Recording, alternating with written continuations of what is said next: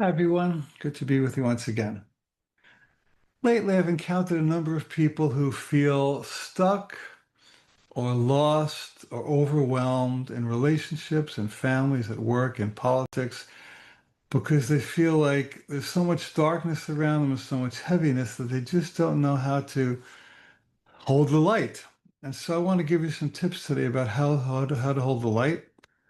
And the Course in Miracles talks about loving in a loveless place. I really love this expression because it means that a lot of us feel like we've grown up in loveless families or loveless schools or loveless religions or loveless businesses. And it's really hard to love because most of the people are not in a good state of mind, and we have to work really hard to be in a state of mind ourselves. So let's see what A Course in Miracles has to say about this. It says, we have a mission here. We did not come to reinforce the madness that we once believed in.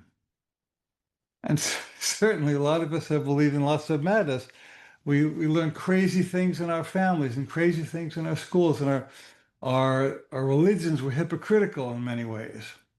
And so one day we woke up and said, wait a minute, I cannot believe I'm supposed to live in a crazy world. In fact, Yogananda said it's very useful to think of the world as a big mental institution, and everybody's crazy in a unique way, and they find friends who are crazy in the same way, and they agree that their craziness is real. The world goes on like this. So at some point, we yearn fervently to escape from insanity. Well, the Course asks us to do this by affirming, I am the light of the world. That is my only function. That is why I am here. And this reiterates what Jesus said. He said, you are the light of the world. Do not cover the light with a basket. In other words, don't let your grievances and upsets and fears and unworthiness stifle the light that you came to be. God created you as a light. And God wants you to shine that light. The happier you are, the happier God is, and the happier the world becomes. So Course in Miracles tells us that God's will for me is perfect happiness. We gain nothing by suffering. We gain nothing by sacrifice. We gain nothing by self-deprecation. But we gain everything by being the light we were born to be. Fail not in your function of loving in a loveless place. This is directly from Course in Miracles. And finally, your mission is very simple. You were asked to live so as to demonstrate that you are not an ego. So if you're not an ego, then what are you? Well, you're a divine being. You're a spiritual being. So let me give you a few examples of people I know who have demonstrated I am not an ego. So there was a politician in Hawaii many years ago. His name was Akoni Pule, the Japanese Hawaiian. And he ran for Congress in 1948. He was elected, served 2 years, and was defeated in the re-election bid. What did Akoni Pule do? He took a job in the state Congress building as a janitor because he wanted to be in the vibration of politics and learn about it and interface with people in it and ultimately serve as a politician who could help the state. He ended up mopping the floor of the man who defeated him, cleaning toilets. Now that's humble, isn't it?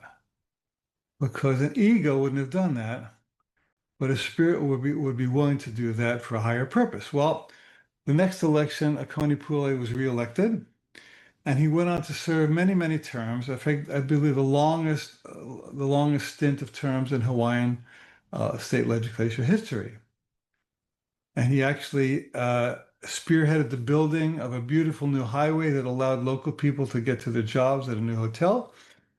He instituted a new port, a Kauai, that allowed commerce to come in and out of the Big Island. He did lots of wonderful things in his long term because he was willing to serve rather than be served. He was willing to support rather than look for support.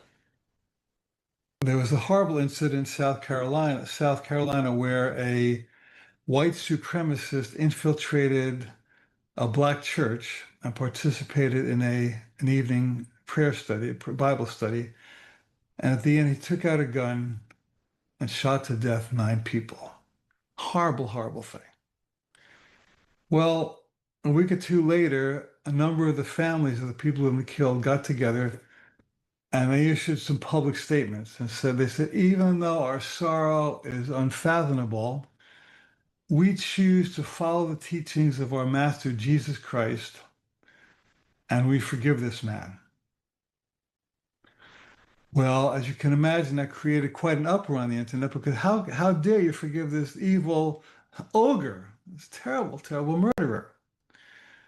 Well, forgiveness does not mean you condone or accept or put up with or choose to be a victim. It means that you break the chain of karma that says tit for tat, attack, defense, revenge, and that's just what keeps the world going in its vicious cycle of horror and suffering and sorrow.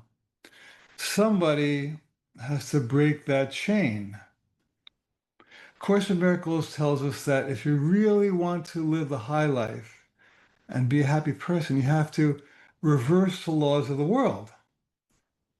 Now, Gandhi put it in his way. He said, you've been taught an eye for an eye and a tooth for a tooth.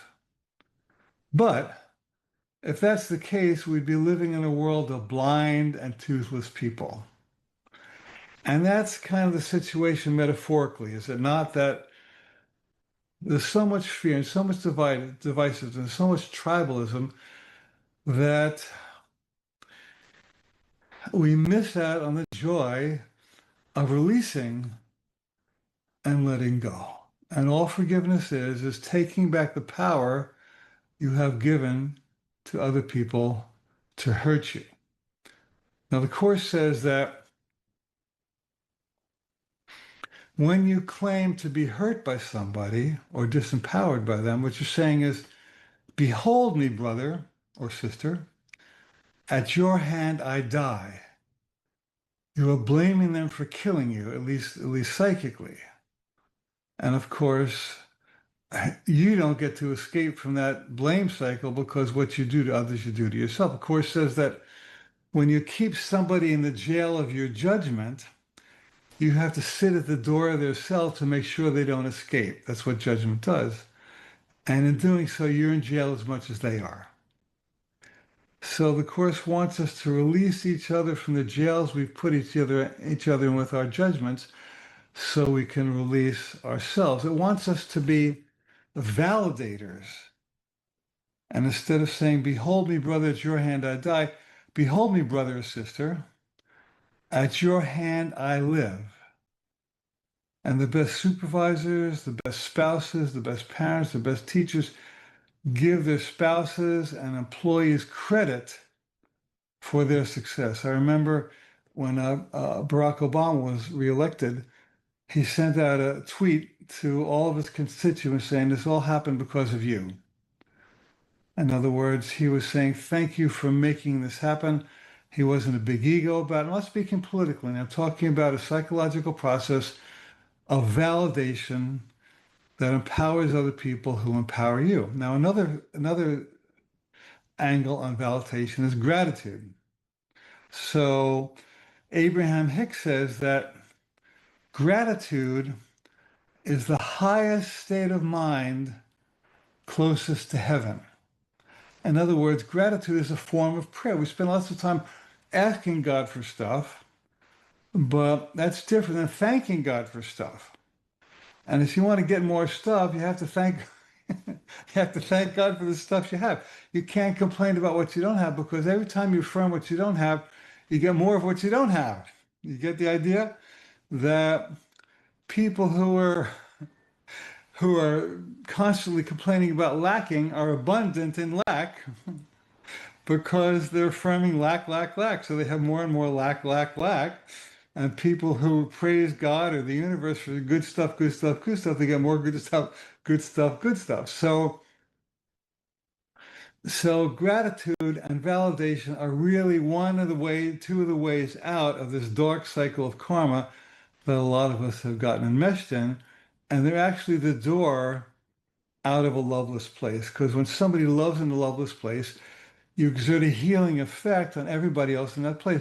Healing is more vibrational than it is through actions or words. It matters very little what the words and actions are doing. It's more about the energy you're doing the action with. So I remember years ago, I was in San Francisco airport and a fellow was walking toward me. And, airports are kind of crazy and people are running around and rushed and nervous. And this fellow looked so calm, like he just had a smile on his face. He was relaxed and his forehead was smooth. I thought, oh, I could possibly be calm here too. So I took a breath and I joined that man in being calm. I don't know his name, never saw him again. I know who he was. He wasn't a priest, he was just a regular guy. But he healed me just through his peace. So I want to suggest that when you are peaceful in a war-torn place, when you're calm in an upset place, when you're a visionary in a limited place, you're doing things for the planet that are far more effective than people who are resisting and fighting and bucking each other and really just invalidating each other. People who say, behold me, brother, sister, at your hand I live, are the healers of the planet. So let's take a minute now before we close, as we often do. I invite you to close your eyes, take a breath, and think about any loveless places that you find yourself in. A loveless relationship or marriage, a loveless job, a loveless nation, a friendship that is empty. What if, just what if you decided to be the one who loved first? That you quit waiting for the other person to change and love you. And before you entered the meeting space or your work or your partnership, you just took a few minutes and said, whatever time I'm with this person, I'm going to be a force for healing. I'm not looking for validation. I'm going to give validation. I'm not looking to be filled in because I'm already whole. If I'm already whole, what do I need to be filled in? And then you take the hand of Spirit and you say, Great Spirit, I know I can do just so much on my own, but I ask you to fill in the blanks. And I choose to be a force for well-being on this planet. I choose to make every day better than the last one. I choose to leave people feeling better than they felt when they came into my presence. And I understand that as I give love and healing, that love and healing has to pass through me. And this is the way the world changes. This is the way transformation occurs. And this is the way we complete our mission of loving in a loveless place. Thanks for joining me. It's always great to be with you. I'll see you again soon.